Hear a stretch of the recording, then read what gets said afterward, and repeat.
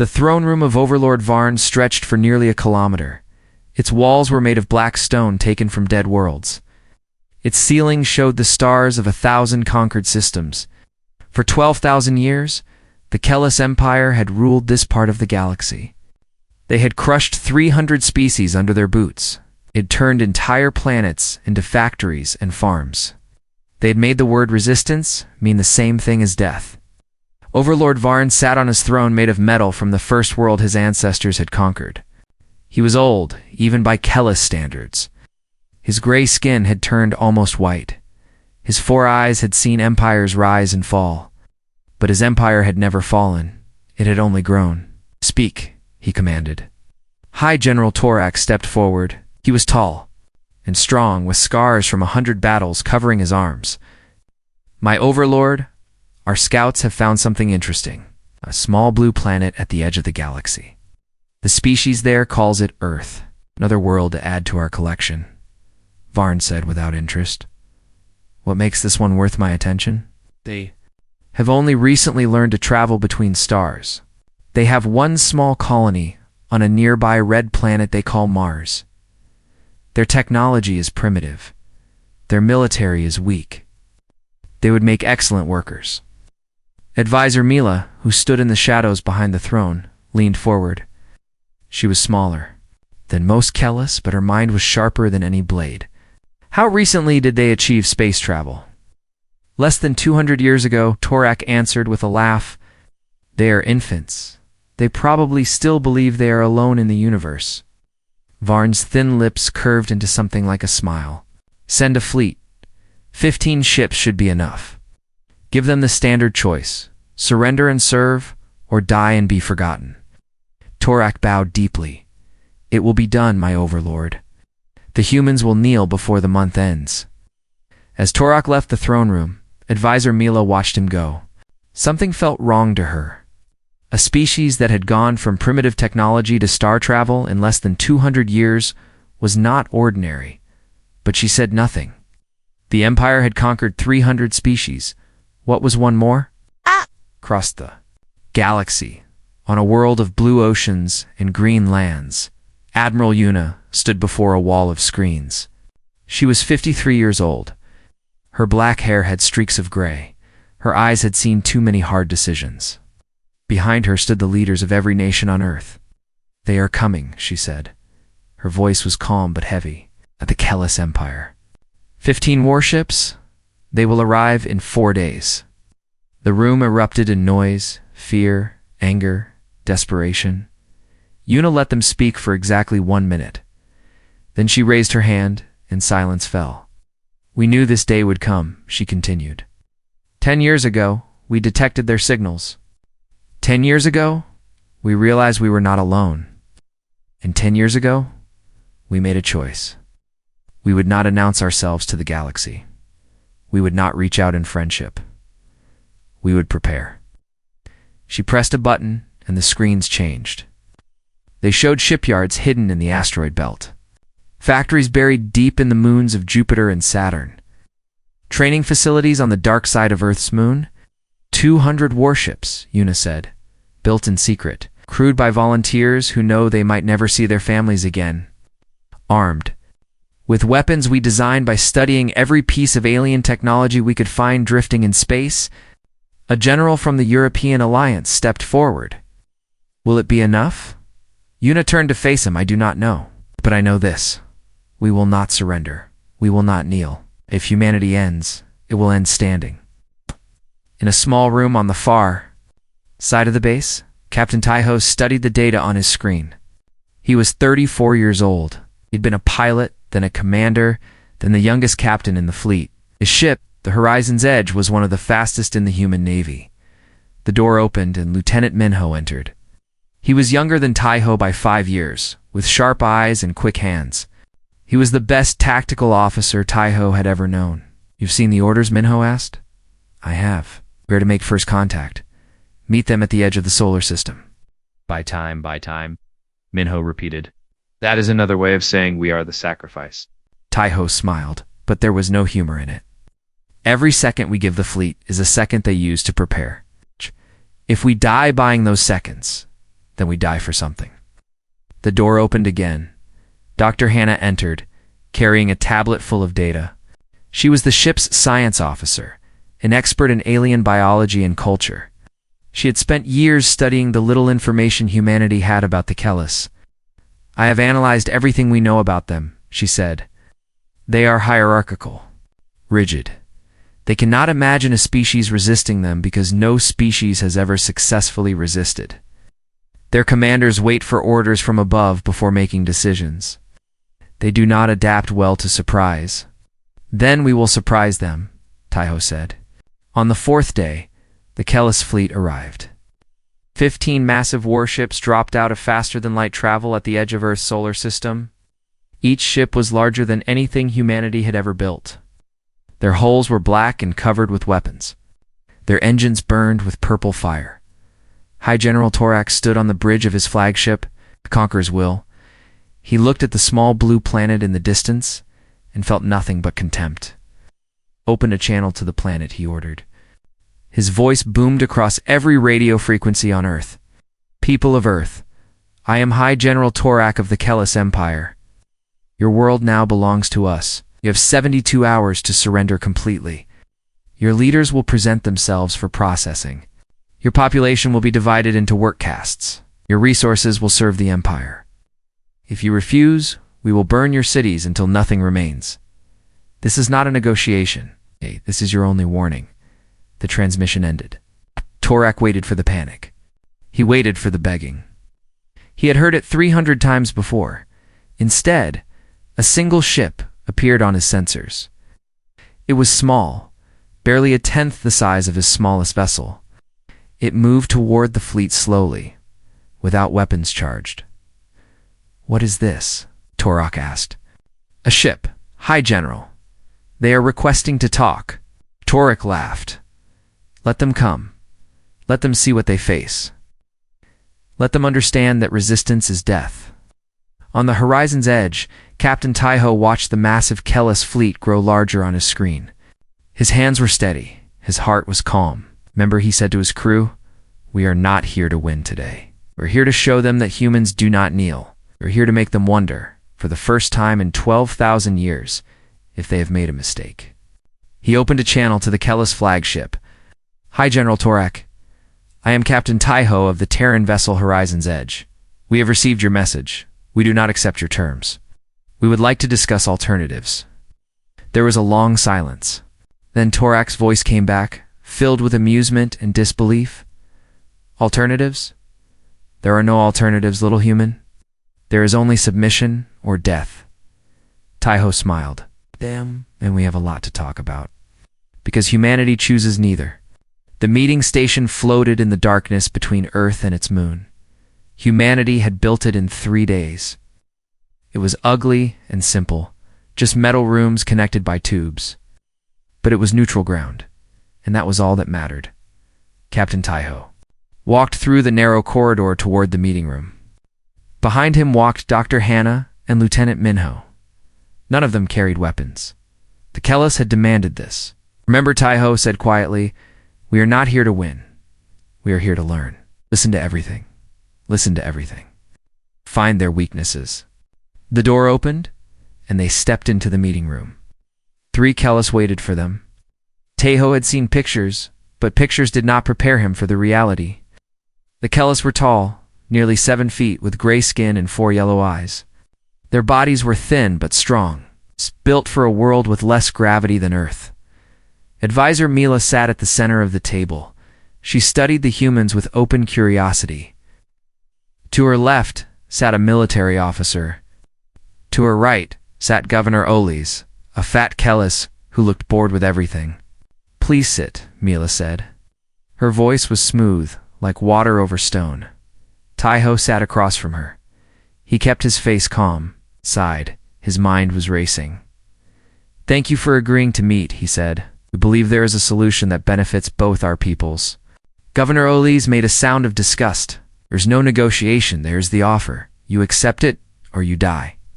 This is how it has always been. This is how it will always be, Governor Mila said softly, and Oles fell silent. She turned back to Taiho. You must understand, The Kellis Empire has existed for 12,000 years. We have conquered 300 species. Not one has successfully resisted. Not one. The mathematics of your situation are simple. You have perhaps 200 ships. We have hundreds of thousands. Your technology is primitive. Ours has been perfected over millennia. You cannot win. Dr. Hannah leaned forward. Then why are you here? Why not simply attack? Mila smiled. It was not a warm smile. Because conquest is expensive. If you surrender peacefully, we save resources. Your people live, though in service to us. If you fight, we will still win, but the cost will be higher. We prefer efficiency. And what happens to humans who surrender? Taiho asked. You will be divided into castes based on your abilities. Workers, builders. Some may serve in our lesser military forces. Your children will be educated in the ways of the Empire. In 3 generations, you will not remember what freedom felt like. You will be content. Taiho felt something cold settle in his stomach. He looked at the Kellis across from him and saw no cruelty in their eyes. That was the worst part. They did not see what they were offering as evil. To them, it was simply the natural order. The strong ruled. The weak served. There was no other way. We need time to consider, he said. You have 72 hours, Mila reminded him. Not a moment more. The humans returned to their ship. As soon as the doors closed, Minho spoke. I scanned their shuttle. Their shields are running at minimum power. They brought no heavy weapons. They do not see us as a threat at all, Taiho said. Let them keep thinking that. Dr. Hannah pulled up her notes. Did you see how Olis went silent when Mila spoke? The hierarchy is absolute. Lower ranks cannot act without permission from higher ranks. If we can disrupt their command structure, their entire fleet will become confused. Taiho nodded. Send everything to Admiral Yuna. We will keep them talking for as long as possible. Back on Earth, Admiral Yuna studied the report from the horizon's edge. Around her stood the commanders of the hidden Terran defense fleet. They had gathered on Titan, one of Saturn's moons, far from the eyes of the Kellis scouts. Their shields are minimal, she said. They expect no resistance. This is our advantage. We hit them hard and fast before they understand what is happening. Sergeant Doyan stepped forward. He was a large man with hands made for fighting. He had led soldiers in every difficult situation humanity had faced. My boarding teams are ready. We can capture their ships, take their technology, make it ours. Engineer Suji looked up from her terminal. She was small and thin, with eyes that never stopped moving. I have been studying their communication signals. They use a central system. All orders flow from the top down. If I can get access to their network, I can create chaos. Yuna looked at her commanders. This is our moment. We have prepared for 10 years. Now we act. But remember, we are not fighting to conquer. We are fighting to survive. Every action we take must serve that goal. On the meeting station, negotiations continued. Taiho stretched every discussion. He asked questions about Kellis's history. He requested details about the caste system. He pretended to consider their offers seriously. Governor Olis grew impatient. This is foolish. They are stalling. We should destroy one of their cities and end this. Advisor Mila watched Taiho carefully. Something about the human bothered her. He was too calm, too patient. Species facing extinction usually showed fear. Taiho showed none. Perhaps a small demonstration, she agreed, to help them understand the seriousness of their situation. High General Torak received the order gladly. He selected an empty orbital station that circled Earth. It was used for research, but no humans were aboard. A single shot from his flagship turned it into burning fragments that fell through Earth's atmosphere like dying stars across Earth. Billions of people watched the sky burn. Fear spread like a disease. But beneath the fear, something else grew. Anger, determination, a refusal to kneel. On the horizon's edge, Taiho watched the destruction in silence. Minho stood beside him, hands clenched into fists. They want us to be afraid, Taiho said quietly. Are you? Minho asked. Teho turned away from the window.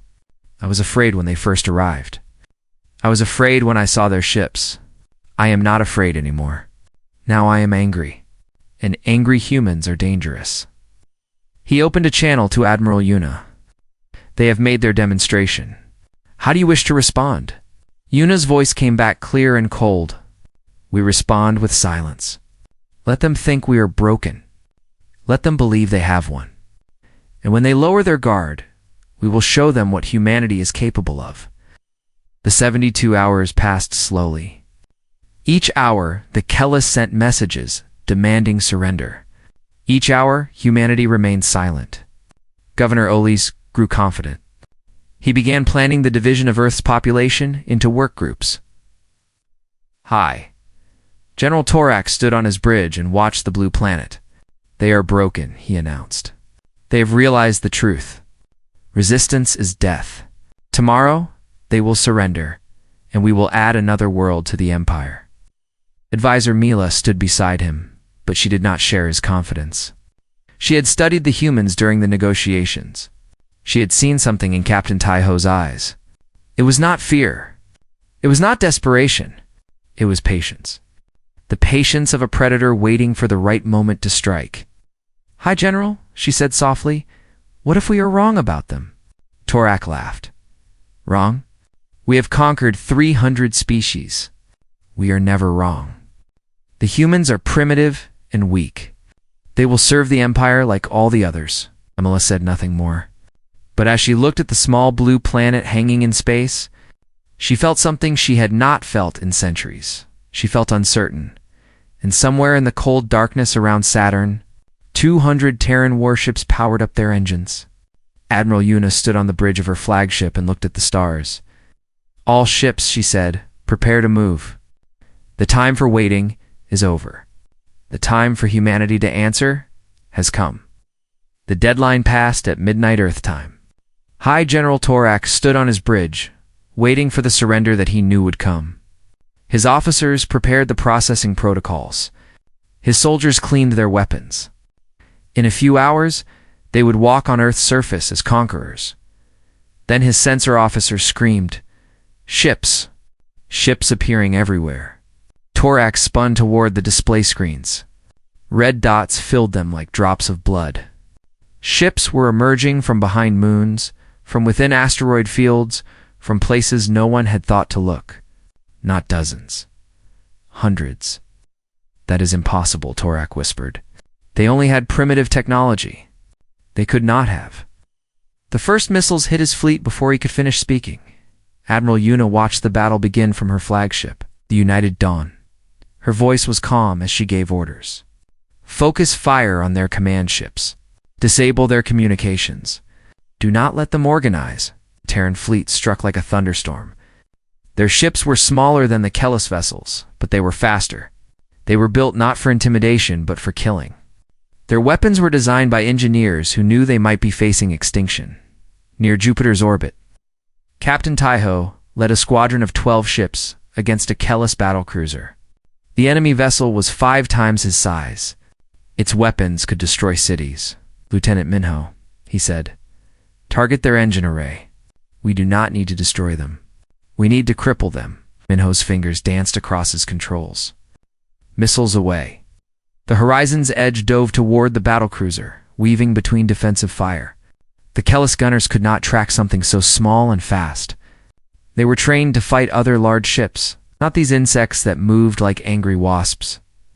Explosions bloomed across the battlecruiser's engines. The massive ship began to drift, helpless. Sergeant Doyon, Taiho called, You are clear to board. Boarding shuttles launched from nearby Terran ships. Doyon stood at the front of his, surrounded by 40 soldiers in heavy armor. Each of them had volunteered for this mission. Each of them knew they might not return. Remember your training, Doyon said. The Kellis are strong, but they expect enemies to be afraid. Show them no fear. Show them what human soldiers are made of. The shuttles crashed through the battlecruiser's hull. Emergency doors tried to seal, but Terran engineers had studied Kellis designs. They knew where to cut. Doyon was first through the breach. A Kellis soldier stood waiting, weapon raised. He fired. But Doyon was already moving, rolling under the shot and coming up with his blade in hand. The Kellis was dead before he understood what had happened. More Kellis came. Doyen's soldiers met them with fury. The corridors became places of close combat, of blood and thunder. The Kellis were taller, stronger, but the humans were faster, more adaptable. They fought with a desperation that the Kellis had never seen. In 1 hour, the battlecruiser was captured. On the Conqueror's will, High General Torak watched his fleet burning. 5 ships destroyed, 3 captured. The rest were scattered, each fighting its own desperate battle. He demanded, "How is this possible?" His communications officer turned to him with fear in his eyes. "High General, our communication network has been compromised. Someone is inside our systems." Far away, on the captured battlecruiser, Engineer Suji worked at a console. Her fingers moved so fast, they blurred. Lines of alien code filled her screen. "I am in," she whispered. "Their entire fleet talks through a central system. They cannot coordinate without it." She smiled, and it was not a kind smile. "Let me show them what confusion feels like." False orders began flowing through the Kellis network. Ships received commands to retreat that had never been given. Coordinates were changed. Target information became corrupted. The ordered, hierarchical Kellis fleet descended into chaos. High General Torak tried to regain control. He screamed orders into his communicator, but his own ships could not hear him. Some fired on each other by accident. Others stopped fighting entirely, waiting for instructions that would never come. Dr. Hannah watched the battle data from her station on the horizon's edge. Their commanders cannot adapt. They are waiting for orders from above, but the orders are not coming. They are freezing in place. "Then we push harder," Taiho said. "All ships, advance. Drive them back." The Terran fleet surged forward. Ship after ship fell to their coordinated attacks. The Kellis vessels fought back with desperate fury, but without coordination. They were just individual targets. On his burning bridge, Torak finally understood. He had underestimated the humans. He had seen their primitive technology and assumed they were weak. He had not understood that strength was not about ships and weapons. It was about will. About the refusal to surrender. "Retreat," he ordered through whatever channel still worked. "All ships, retreat to deep space. We must report to the Overlord." His flagship's engines fired at maximum power. Around him, the surviving Kellis vessels did the same.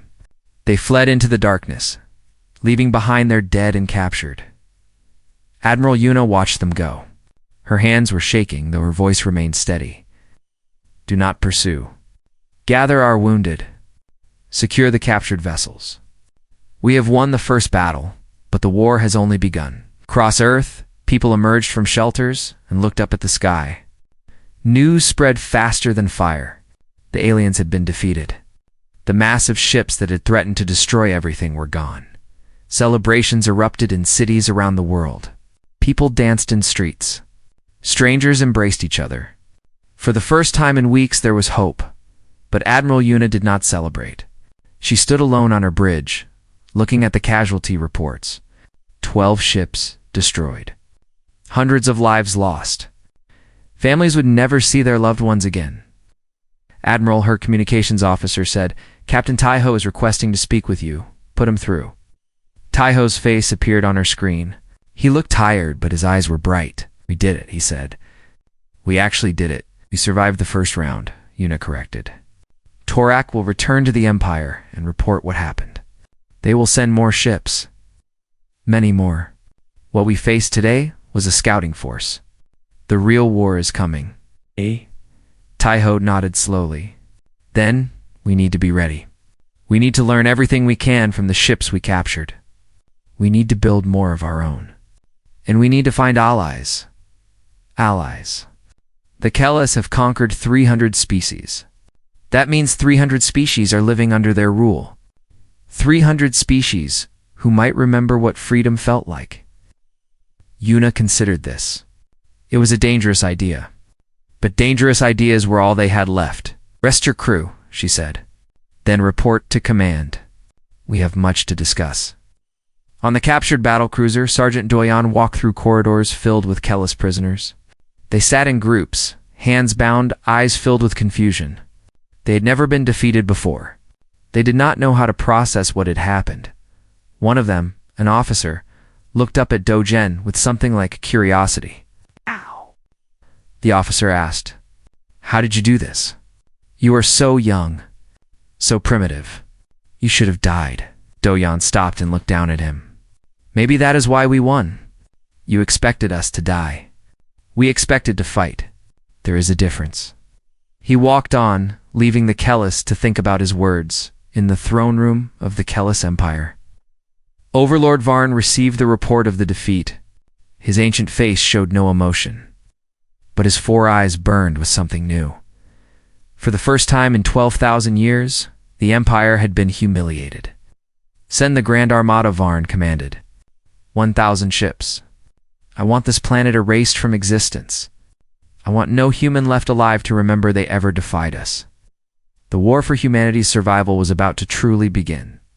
6 months passed after the first battle. 6 months of preparation, of building, of waiting.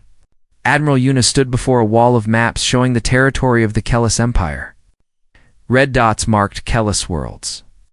Green dots marked the few places where resistance still lived. "The Grand Armada is coming," she said to her commanders. 1,000 ships. 10 times what we faced before. If we wait for them here, we will die. Captain Taiho stepped forward. "Then we do not wait. We take the war to them." The room fell silent. It was a bold idea. Some would say insane. The Terran fleet had grown to 300 ships, but 300 against 1,000 was still terrible mathematics. "If we attack their supply lines," Taiho continued, "we slow the Armada. If we destroy their communication relays, we blind them. And if we show the conquered species that the Empire can be beaten, we give them hope." Dr. Hannah added her voice. "I have been studying the prisoners we captured. The Kellis have ruled through fear for 12,000 years. But fear only works when people believe you cannot be defeated. We have proved they can be defeated. If we spread that message, the Empire will begin to crack from within." Yuna looked at the maps for a long moment. Then she nodded. "We split our forces. Half will remain to defend Earth. The other half will strike at the Empire's heart. Captain Taiho, you will lead the attack fleet." Taiho bowed his head. "I will not fail you." The Terran attack fleet departed 3 days later. 150 ships carrying the hopes of humanity into enemy territory. They traveled through space lanes the Kellis thought were secret. Using information taken from captured vessels, their first target was a supply station at the edge of Imperial space. It was lightly defended because no one had ever attacked it before. The Kellis did not understand that the rules of war had changed. Lieutenant Minho coordinated the assault. "All ships fire at my mark." Mark. Missiles and energy beams cut through the station's shields. Within minutes, it was burning. The supplies meant for the Grand Armada were gone. From there, the fleet moved deeper into enemy territory. Communication relays were destroyed. Scout ships were captured or eliminated. The Empire's perfect flow of information began to break. On a world called Shar, billions of conquered aliens watched the sky and wondered what was happening. They had been slaves of the Kellis for 3,000 years. They had forgotten what freedom meant. Then a message came through their hidden communication channels. A voice speaking in their own language. "People of Shar, I am Dr. Hannah of Earth. The humans have defeated the Kellis in battle. The Empire can be beaten. You are not alone. Resistance is not death.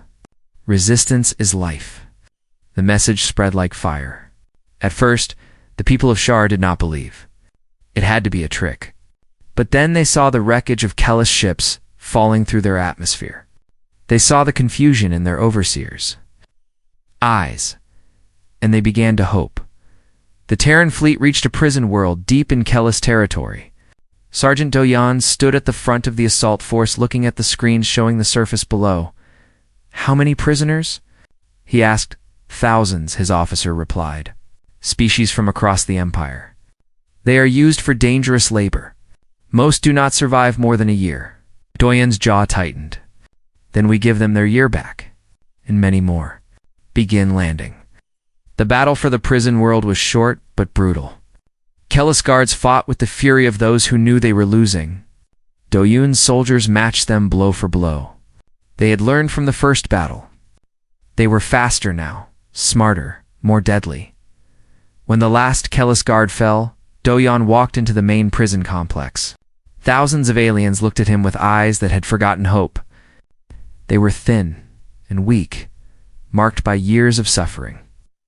"You are free," Doyon said. His voice echoed through the halls.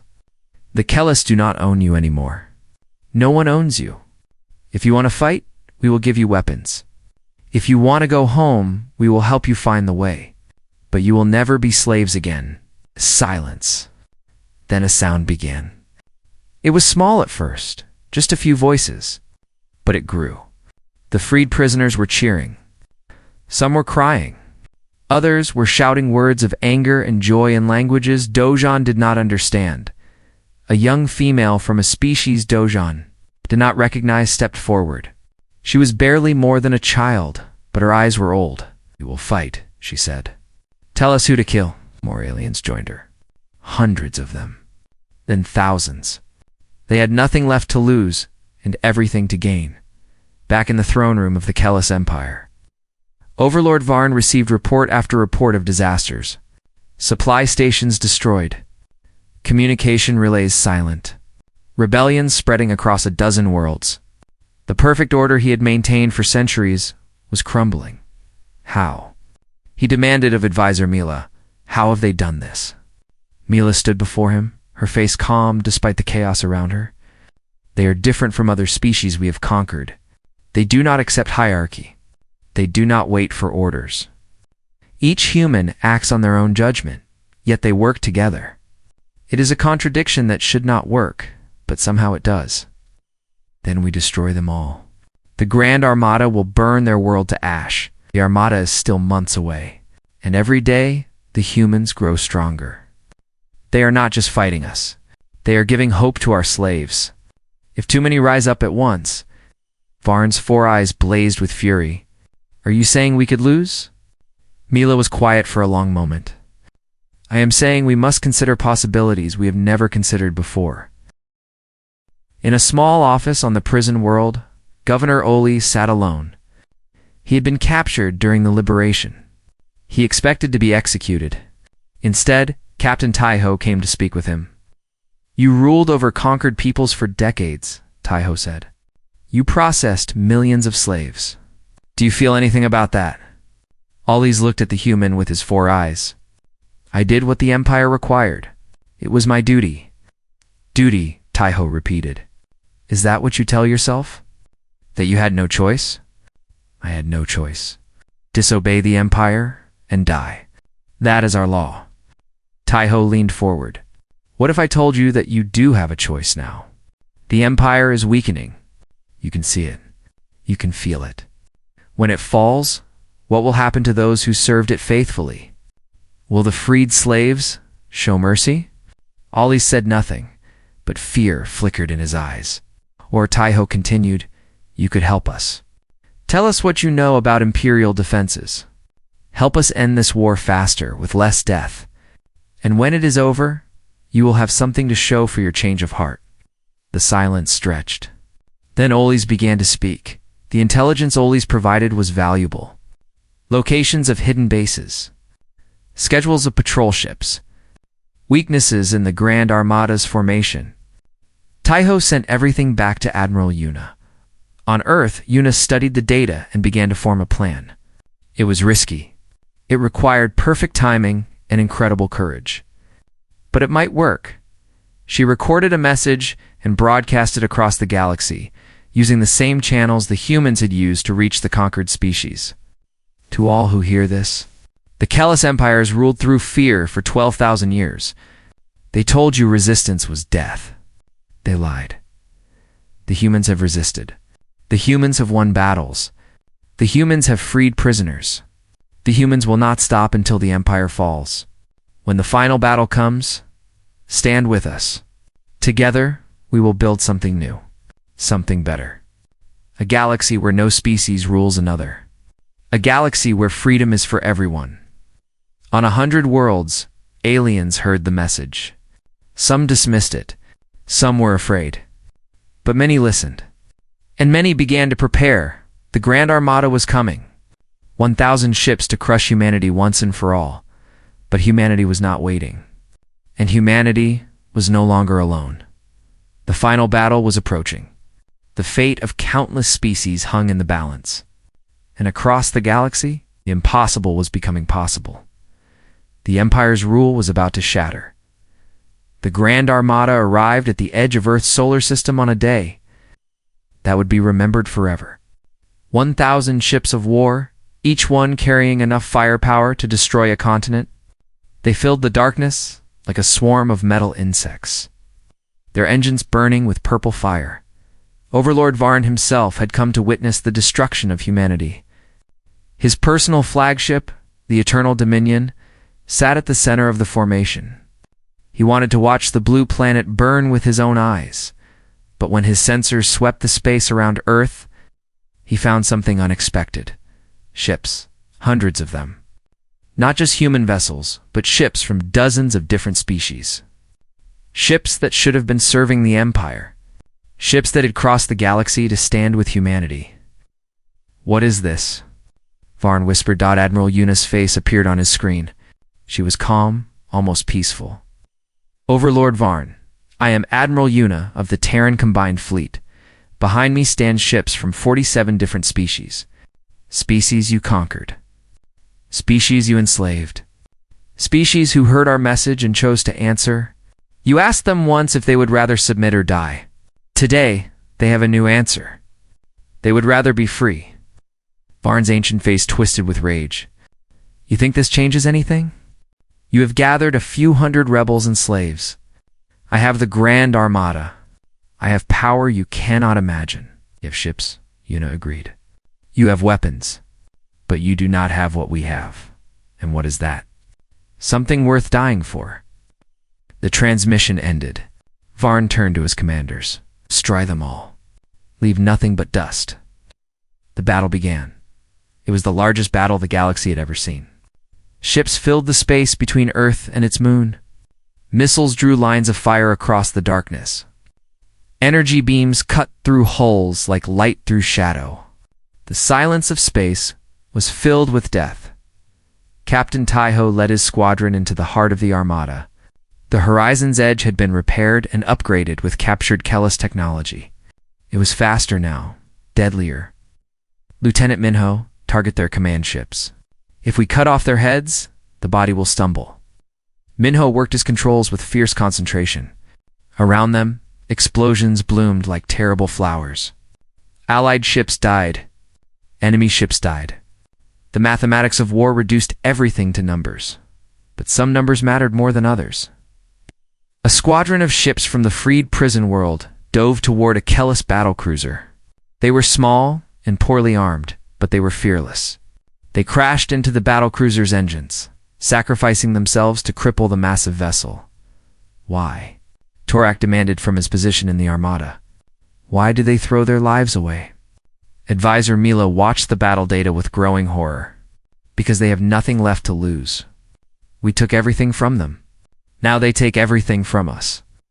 Engineer Suji had transferred to a stealth ship at the edge of the battle. Her mission was simple. Get close to the Eternal Dominion and disable its coordination systems. Simple, but almost certainly fatal. "This is Suji," she said into her communicator. "I am approaching the target. If I do not return, tell my family I loved them, Suji." "Wait," Taiho's voice came back. "There has to be another way. There is no other way, Captain. We both know it. Someone has to do this. I am the best. Let me be useful." She cut the communication and pushed her ship toward the flagship. The Eternal Dominion was the size of a small city. Its hull was covered with weapons. Its shields could withstand the impact of asteroids. No enemy had ever breached it. Suji was not like other enemies. She had studied the ship's blueprints. She had found a weakness. A maintenance port that was barely large enough for her small vessel. It was a one-way trip. Her ship slipped through the shields at the exact moment they flickered during a weapons discharge. She crashed into the maintenance port, her vessel crumpling around her. Pain shot through her body. Something was broken. Maybe several things, but she was inside. She dragged herself through the corridors, leaving a trail of blood. Police guards rushed toward the crash site, but she was already past them. Moving through service tunnels too small for their large bodies, she reached the central coordination hub. It was filled with equipment, screens showing the entire battle. One console controlled everything. Her fingers, slippery with blood, worked the keys. She had minutes, maybe seconds. "This is for Earth," she whispered. "This is for everyone they ever hurt." She activated the program she had written. Then she destroyed the console with her remaining strength. Across the Armada, chaos erupted. Ships received contradictory orders. Targeting systems locked onto friendly vessels. The perfect coordination of the fleet shattered into confusion. On the Eternal Dominion, alarms screamed. Overlord Varn felt his ship shudder as his own vessels accidentally fired upon it. "What is happening?" he demanded. "We have been sabotaged," an officer reported. "Our coordination network is destroyed. We cannot control the fleet." For the first time in his long life, Overlord Vaughn felt fear. Sergeant Doyon led the assault on the Eternal Dominion. His shuttle crashed through the hole alongside a dozen others. Behind him came soldiers from Earth and 100 other worlds. United in their determination, they fought through corridor after corridor. The Kellis defenders were fierce, but they were confused, receiving no orders from above. Doyon's forces pushed forward with relentless fury. They reached the throne room doors. Massive, ancient, built to withstand armies. From inside, a voice came. It was Advisor Mila. "The doors are unlocked. I am done serving a master who cannot adapt. The universe is changing. I choose to change with it." The doors swung open. Overlord Varn stood alone on his throne platform. His guards had fled or fallen. His advisors had abandoned him.